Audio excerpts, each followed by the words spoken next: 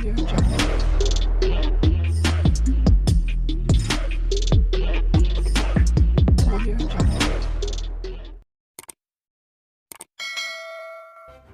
kasih karena memilih channel ini. Sebelum kita mulakan video ini, sila pertimbangkan untuk menekan butang like, share, dan subscribe, dan aktifkan butang lonceng Anda agar Anda sentiasa mendapat info-info percuma pada setiap hari dari channel kami. Dan tinggalkan komen Anda karena komen Anda amatlah dihargai.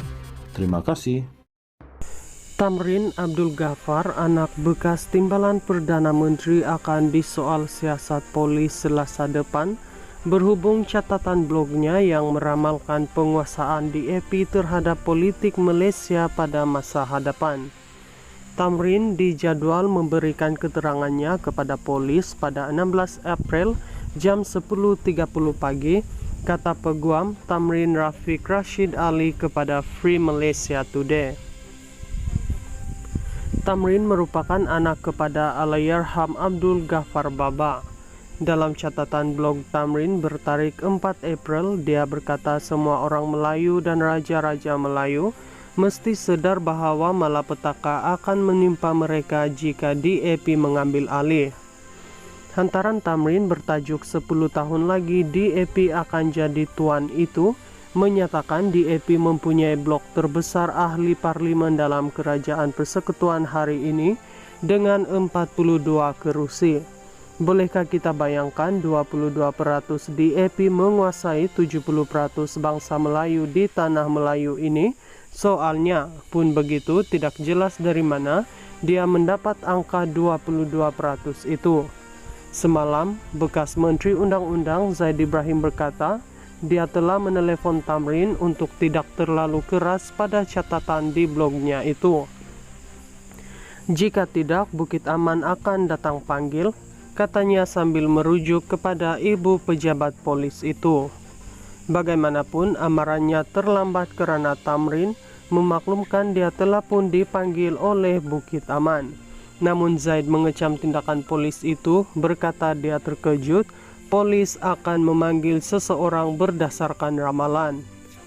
Dia melahirkan rasa ingin tahu siapa yang membuat laporan polis terhadap Tamrin berhubung perkara itu. Membuat ramalan tidak sepatutnya menjadi satu kesalahan jenayah.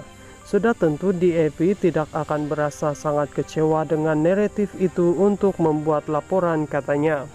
Dia juga menolak UMNO akan terlibat dalam perkara itu kerana mereka sudah sibuk dengan stalking dan tapak kasut. Pun begitu, catatan di blog Tamrin itu turut menyentuh hal-hal lain dan membuat dakwaan tertentu kepada pemimpin negara seperti Perdana Menteri Anwar Ibrahim dan Timbalan Perdana Menteri Ahmad Zahid Hamidi. Tamrin Abdul Ghaffar, anak bekas Timbalan Perdana Menteri, akan disoal siasat polis Selasa depan berhubung catatan blognya yang meramalkan penguasaan DAP terhadap politik Malaysia pada masa hadapan. Tamrin dijadwal memberikan keterangannya kepada polis pada 16 April jam 10.30 pagi, kata Peguam Tamrin Rafiq Rashid Ali kepada Free Malaysia Today.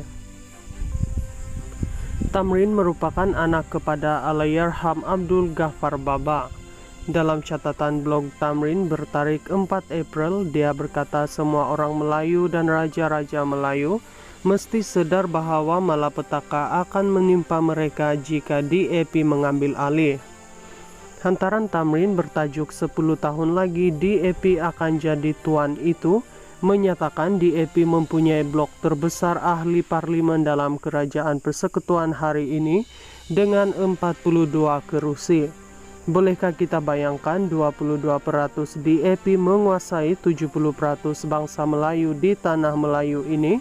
Soalnya pun begitu, tidak jelas dari mana dia mendapat angka 22% itu. Semalam, bekas Menteri Undang-Undang Zaid Ibrahim berkata, dia telah menelepon Tamrin untuk tidak terlalu keras pada catatan di blognya itu. Jika tidak, Bukit Aman akan datang panggil, katanya sambil merujuk kepada ibu pejabat polis itu. Bagaimanapun, amarannya terlambat karena Tamrin memaklumkan dia telah pun dipanggil oleh Bukit Aman. Namun Zaid mengecam tindakan polis itu, berkata dia terkejut polis akan memanggil seseorang berdasarkan ramalan. Dia melahirkan rasa ingin tahu siapa yang membuat laporan polis terhadap Tamrin berhubung perkara itu.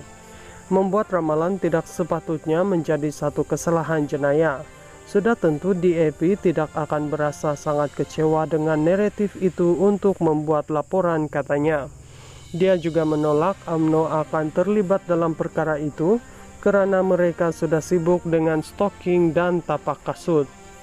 Pun begitu, catatan di blog Tamrin itu turut menyentuh hal-hal lain dan membuat dakwaan tertentu kepada pemimpin negara seperti Perdana Menteri Anwar Ibrahim dan Timbalan Perdana Menteri Ahmad Zahid Hamidi.